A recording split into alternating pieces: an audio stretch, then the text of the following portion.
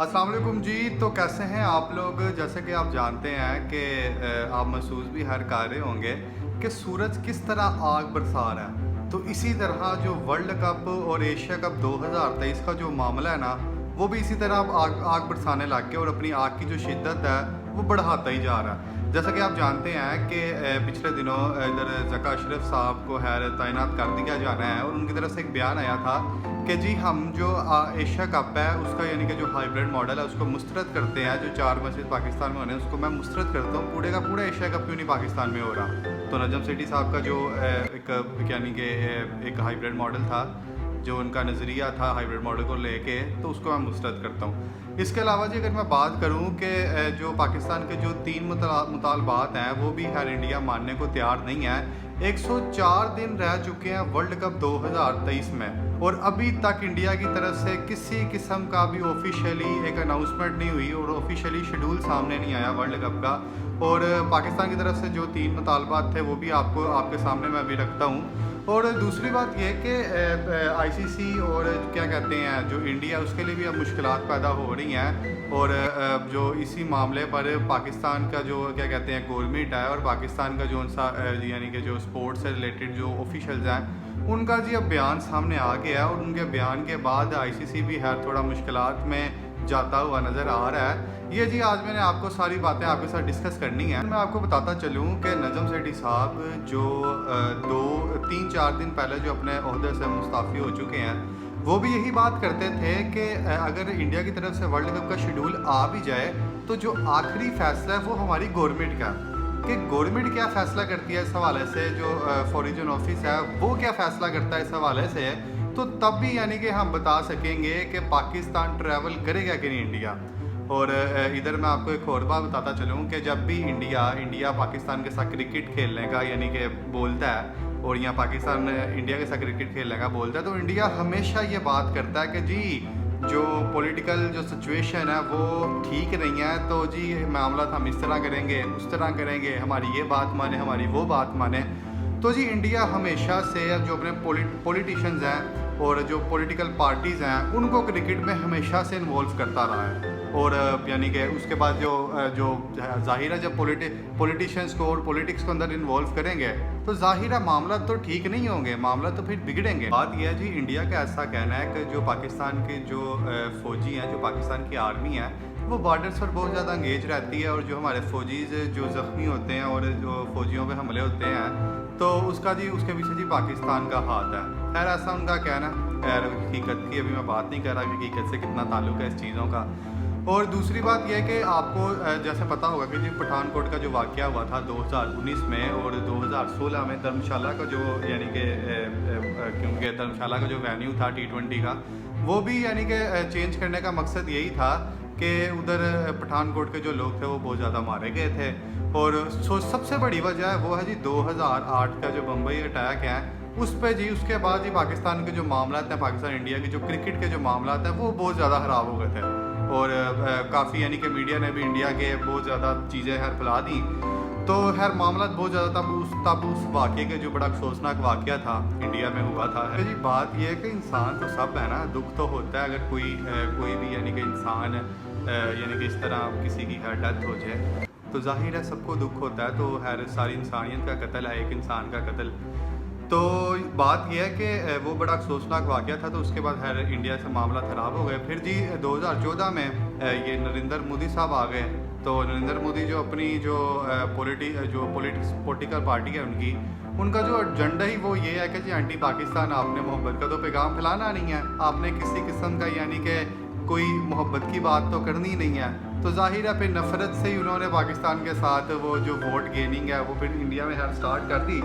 तो बहरहाल फिर जब नरेंद्र मोदी आए हैं तो उसके बाद तो जनाब क्रिकेट ख़त्म ही हो गई है ना पाकिस्तान के साथ। इंडिया और पाकिस्तान की क्रिकेट आलमोस्ट यानी कि ख़त्म हो चुकी थी उसके बाद, और खैर अभी भी यही मामला चल रहा है। बात यह है कि आप पिछले जितने भी वर्ल्ड कप हुए हैं आप उनको उठा के देख लें, 2019 का वर्ल्ड कप, 2016 का वर्ल्ड कप, इनके जो शेड्यूल्स हैं ना वो एक में 18 महीने पहले आ गया शेड्यूल, एक में जी 1 साल पहले शेड्यूल आ गया और अब 104 दिन रह गए हैं और इंडिया की तरफ से किसी किस्म का भी कोई शेड्यूल जारी नहीं हो रहा। जो ऑफिशियल शेड्यूल है वो जारी नहीं हो रहा आईसीसी की तरफ से भी। तो ये अब देखना पड़ेगा। और आई थिंक ये पहला वर्ल्ड कप इस तरह का जिसमें शेड्यूल की इतनी बड़ी यानी कि वो कि पेंडिंग लिस्ट यानी कि पेंडिंग पड़ी हुई है। तो पेंडिंग पे इतनी बड़ा यानी कि शेड्यूल का ये जो वेन्यू है, शेड्यूल के जितने भी मैचेस के वेन्यू हैं वो पेंडिंग पड़े हुए हैं। तो इसके पीछे जी बात यह है कि जब WTC का फाइनल हुआ था तो तब जी इन्होंने एक शेड्यूल जारी करना था, लेकिन खैर उस तरह वो कर नहीं पाए इंडिया। और आपको याद होगा कि जब पाकिस्तान इंडिया का T20 का जो यानी कि एक मैच था, उससे पहले जय शाह साहब ने स्टेटमेंट दे दी कि जी हम तो एशिया कप जाएंगे नहीं, पाकिस्तान के साथ हम किसी किस्म का कोई मैच नहीं करने जाएंगे एशिया कप। तो उसके बाद ही कंट्रोवर्सी स्टार्ट हो गई। 6-7 महीने 8 महीने हो चुके हैं इस कंट्रोवर्सी को स्टार्ट हुए। तो फिर जी हुआ ये कि फिर एक यानी कि इंडिया की तरफ से एक बयानिया सामने आया कि जी उसके बाद खैर जित बड़े मामला खराब हुए बीच में। फिर जी इन्होंने हाइब्रिड मॉडल एक्सेप्ट कर लिया, वो खैर वो भी अपनी मर्जी का श्रीलंका का, और जी 4 मैचेस कहते हैं जी पाकिस्तान खेल लें हमारी तरफ से। तो उन्होंने ये इसलिए किया था कि जनाब पाकिस्तान जो उनसे वो मान के इसी तरह इंडिया आ जाएगा और वर्ल्ड कप के लिए अहमदाबाद के ऊपर से वेन्यू रखवा दिया। उनको पता भी है पाकिस्तान ने इस पर एतराज़ किया और इस पर सिक्योरिटी का पाकिस्तान का इशू है, क्योंकि गुजरात में तो वैसे भी एंटी पाकिस्तान एंटी मुस्लिम चल रहे होते हैं, तो इस वजह से पाकिस्तान को खैर सिक्योरिटी का इशू था। तो इस वजह से उन्होंने बोला कि जी हमने तो पाकिस्तान ने बोला हमने तो अहमदाबाद नहीं खेलना। और उसके बाद ऊपर से इन्होंने जो 2 मैचेस हैं ऑस्ट्रेलिया और अफगानिस्तान के, वो एक तो चेन्नई में और एक बेंगलुरु में करवा दिए, ठीक है। फिर पाकिस्तान ने बोला कि यार इसको स्वाइप अप करें दोनों मैचेस को भी, और ये अहमदाबाद का वेन्यू हमें कबूल नहीं है क्योंकि इधर हमारी टीम महफूज नहीं है। जैसे कि आप तो खैर हम तो फिर भी खेलने आ रहे हैं, आप तो पाकिस्तान में भी आना पसंद नहीं करते, लेकिन हम फिर भी आना चाहते हैं, लेकिन आप अपनी हमारे जो मुतालबा था वो तो कंप्लीट करें यार। कभी आप हमें इस तरह के बोला होता आपने यार कि हमें इधर खतरा उधर खतरा, तो हमने तो यानी कि इतनी सिक्योरिटी लगा देते थे, आपकी सोच है, या हमने वेन्यू आपके चेंज करा देते थे ईजीली, तो हमें तो कोई इशू नहीं था। तो बहरहाल अब ये जो मामला थे 3, इसके बाद अब जो क्या कहते हैं जो हमारी हुकूमत है उनकी जी फर्स्ट स्टेटमेंट सामने आई है। और वो जो स्टेटमेंट सामने आई है उसके बाद जी ICC भी ज़रा यानी कि वो देख रहा है कि यार अब क्या किया जाए इस मामला में। तो जी स्टेटमेंट क्या सामने आई है, अच्छा जी हुआ ये है कि जी जो फॉरेन ऑफिस है पाकिस्तान का वो वीकली एक ब्रीफ यानी कि प्रेस ब्रीफ करते हैं, और उसमें जी उनसे एक सवाल किया गया कि जो वर्ल्ड कप के हवाले से आपका क्या कहना है कि पाकिस्तान की जो टीम है वो इंडिया जाएगी। तो उन्होंने एक बोला कि देखें जो इससे पहले इंडिया ने जो सा वो शंघाई कॉरपोरेशन का यानी कि एक इजलास उन्होंने बुलाना है इंडिया में और उनकी मीटिंग होनी है, तो उसमें नरेंद्र मोदी साहब ने शहबाज शरीफ साहब को इनवाइट किया। तो इससे पहले जो फॉरेन मिनिस्टर की जो सी मीटिंग हुई थी इंडिया में फॉरेन यानी कि कॉरपोरेशन की, तो शंघाई के, तो उसमें जी बिलावल भुट्टो साहब को इनवाइट किया गया था। तो जी इंडिया ने नमस्ते डिप्लोमेसी की बुनियाद पर बिलावल भुट्टो साहब को बेइज्जत करने की कोशिश की थी और उन्होंने एक बयान चलाया था। उसके बाद देखें जी हमने पाकिस्तान के फॉरेन मिनिस्टर को इंडिया में बुला के तो बेइज्जत कर दिया।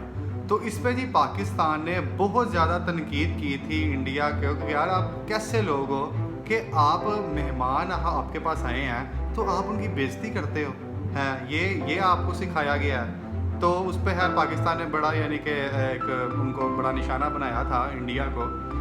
उसके बाद उन्होंने इंटरव्यू में बोला कि जो इंडिया है वो हमेशा से पॉलिटिक्स को अंदर लेके आता है गेम के, क्रिकेट की गेम के। तो हमारी तरफ से आज तक कभी भी यानी कि पॉलिटिशियंस के और कभी भी हमने पॉलिटिक्स को और कभी भी जिक्र भी नहीं हुआ होगा, ना ही कभी हमारे पॉलिटिशियन एंटी इंडिया चलते हैं। तो ये है कि हमने भी कभी भी अपने जो पॉलिटिशियंस हैं कभी भी क्रिकेट में नहीं लेके आए, तो इंडिया हमेशा अपने पॉलिटिकल जो सिनेरियो है उसको जी अंदर लेके आता है क्रिकेट के। और दूसरी बात उन्होंने ये बोली कि क्या कहते हैं जी हम सजेशन पुट करेंगे इन ड्यू कोर्स।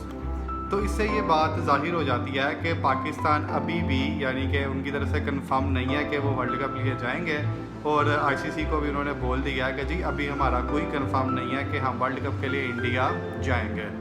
तो इससे तो एक बात वाज़ह हो जाती है कि जब तक जी मामला क्या कहते हैं जो पाकिस्तान की तरफ से जो क्या नाम है क्या जो मुतालबात हैं वो कंप्लीट नहीं होंगे। और इवन दूसरी बात यह है कि जो सिक्योरिटी का इशू है वो भी अब पाकिस्तान की तरफ से आ रहा है कि यार सिक्योरिटी हमारा इशू है अहमदाबाद में, तो हमें सिक्योरिटी का इशू आ रहा है। और आईसीजी को भी उन्होंने बोल दिया, जिस तरह इंडिया ने भी किया था पाकिस्तान की दफ़ा के जब एशिया कप था, एशिया कप के हवाले से उन्होंने भी यही बोला था कि जी हमें जी सिक्योरिटी का इशू है।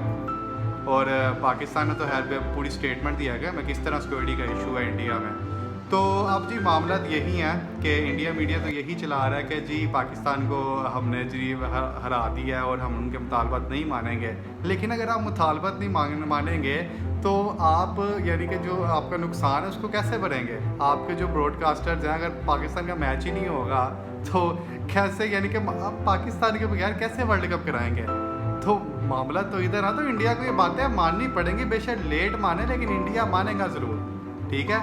तो ये ज़रा आप देख लें। और बाकी पाकिस्तान ये भी कहता है कि जो हमारे जो वार्म अप मैचेस हैं वो भी हमारे अफ़गानिस्तान के साथ ना कराओ, अफ़गानिस्तान के साथ तो हमने एशिया कप में खेल लेना है। तो कोई यानी कि एशिया की जो टीम है उससे यानी कि हट के कोई टीम हमारी रखो ताकि हम उसके साथ एक मैच खेलें, यानी कि वार्म अप मैचेस भी यानी कि वर्ल्ड कप का जो उनका हिस्सा है वो खेले जाएँ।